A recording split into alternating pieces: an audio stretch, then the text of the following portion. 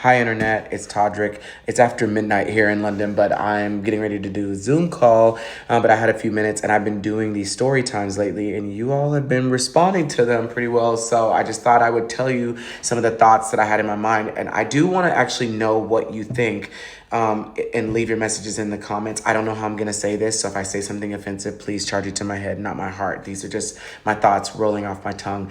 I am in London working on a musical.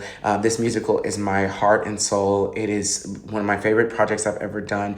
And beyond being a creative, the thing that you have to do to make a musical go from fruition to a stage is get investors and get people to put in money.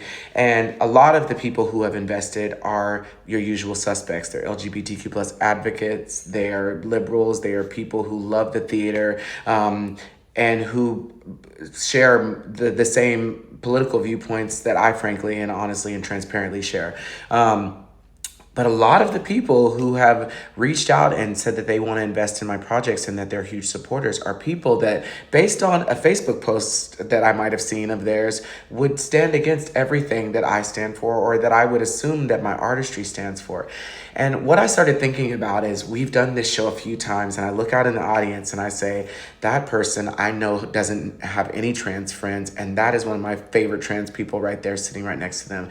That person has said some choice words on social media, but is standing next to somebody who has said choice words on the other side. This liberal person that is like has pride flags all over them is standing next to somebody I know voted for Donald Trump. How do I feel about that? And by the end of the show, they're hugging, they're laughing, they're crying together, and the humanity outshines their political views.